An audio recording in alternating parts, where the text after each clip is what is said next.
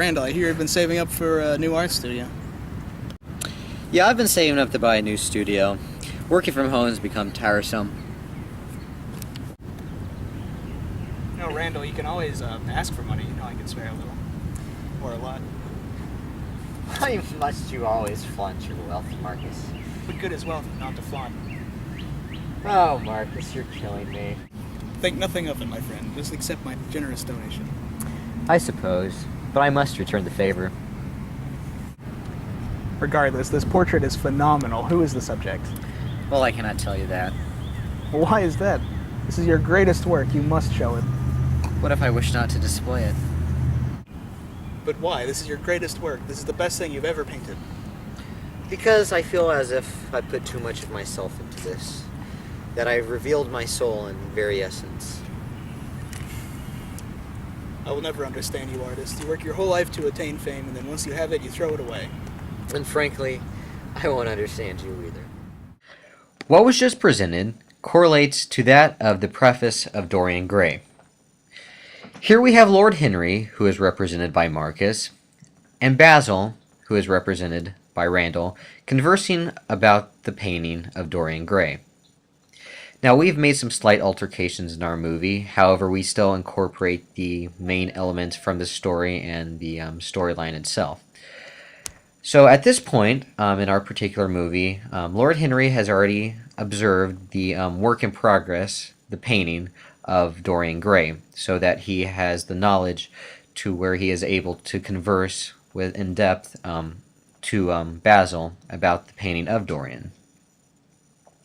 However, where we see the most significant correlation between this particular scene and the preface is where Lord Henry is constantly persisting that Basil reveals the subject of the painting, which Lord Henry is not of the knowledge of yet.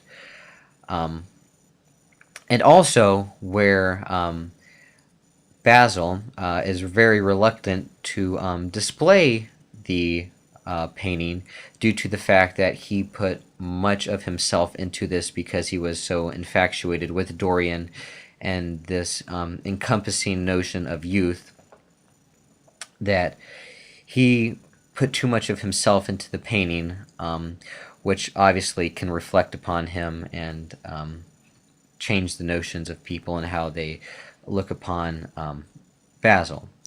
So that is what is occurring so far as of this scene. On that note, I have a previous engagement. Goodbye. So Randall, when is this young man of yours coming over? Soon. I just must finish up some minute details when he arrives. You never revealed his name. It's Brad, if you must know. So, the artist reveals his subject. Shut up, Marcus.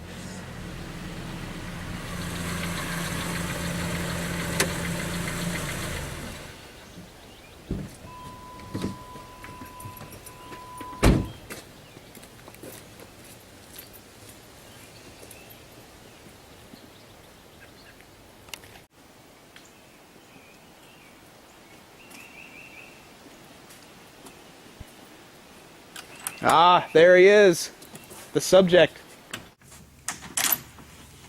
How you doing? Good. Brad, this is Marcus. Hi, Marcus. I'm Brad. Nice to meet you. Nice to meet you, too. Brad, just take a seat here. Alrighty.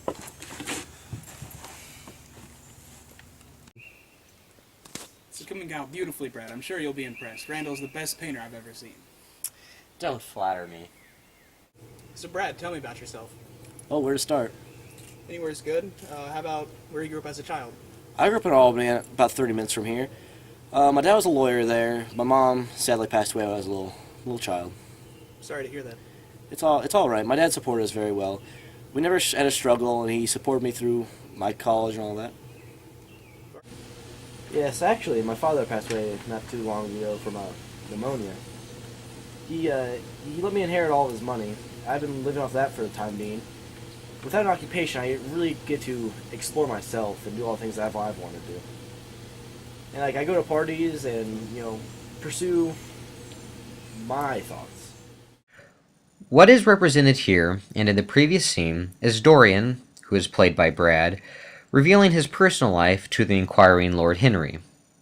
Where we find a significant correlation between our movie and the novel is in the sense that both Dorian and Brad are well off financially.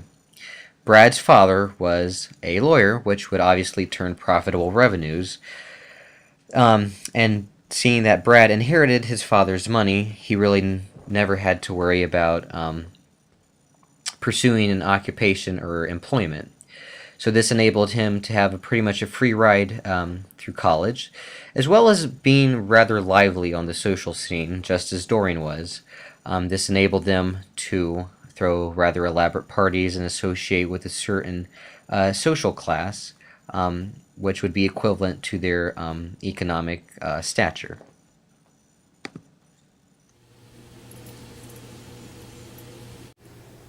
So, Marcus, what are your interests? This and that. So a young man such as yourself has many opportunities when it comes to recreation. What do you possibly mean? Well, have you ever heard of hedonism? Don't do it, Marcus. I can't say that I have.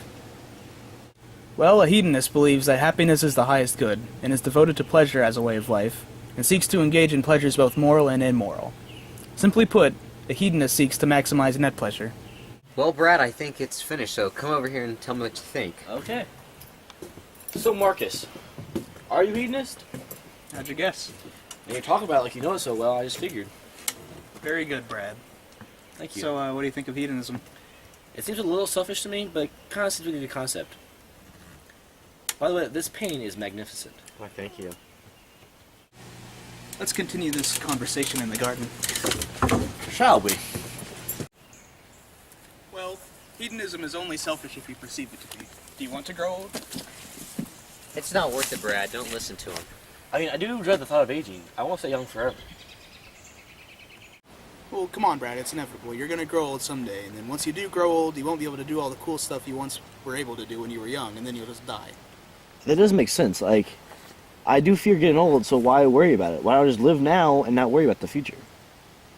I still don't believe you should endeavor in it, Brad. And this and in the previous scenes is where you start to see the integration of hedonism into our movie, which this inevitably leads to the downfall and corruption of Dorian. But as you can see, there is some opposition to Lord Henry from Basil, telling Dorian not to listen to Lord Henry, simply because there are significant consequences to following and practicing hedonism, which, as I said before, and of course correlates to the novel itself, that this notion of hedonism and engaging in such activities eventually leads to the downfall of Dorian. Come on, artist, why don't you live a little? That's what I want to do.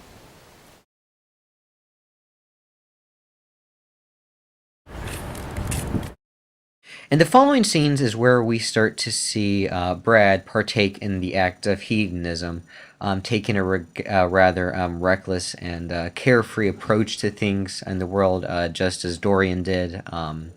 However, seeing that there is a significant time difference between when Dorian Gray was written and, of course, this being said in modern day, we have retrofitted it to what we would perceive to be as rather reckless and non-caring, and what would accurately depict hedonism. So in the following scenes, Dorian or Brad will be littering, parking in a handicapped spot, and slightly exceeding the speed limit.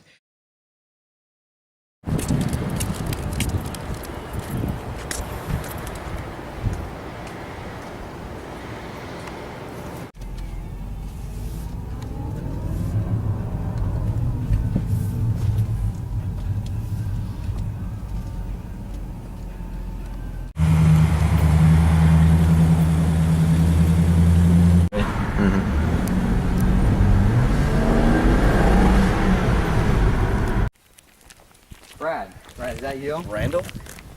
I've heard the things that you've been doing lately. What have you heard? Negative things, terrible things. not even conceivable by Marcus's standards. Those are all lies. I don't think so. I've heard many testimonies. From who? Many people. Ah! Ah! This particular scene is reminiscent of that of chapters 12, 13, and 14 of the novel. This is one of the most significant events of the book, and this is obviously where Dorian kills Basil.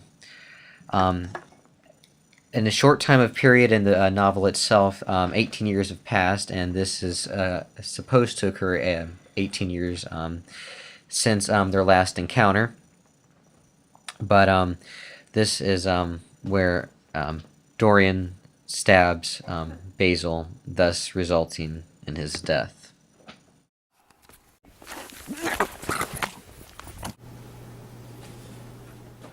This particular scene takes place days later after his encounter with Basil.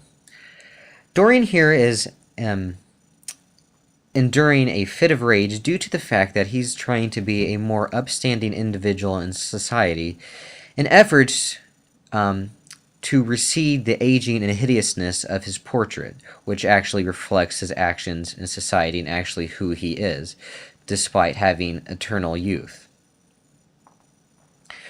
So he goes in, as you will see in the following scenes, and lifts up the draped photo or portrait of himself, and realizes that this hideous nature of the portrait has not dissipated at all, and it's nothing more than a blatant hypocrisy due to the fact that he was using others to benefit himself. This absolutely enrages Dorian. Therefore, he destroys the portrait, and within that chaotic moment, he somehow manages to kill himself.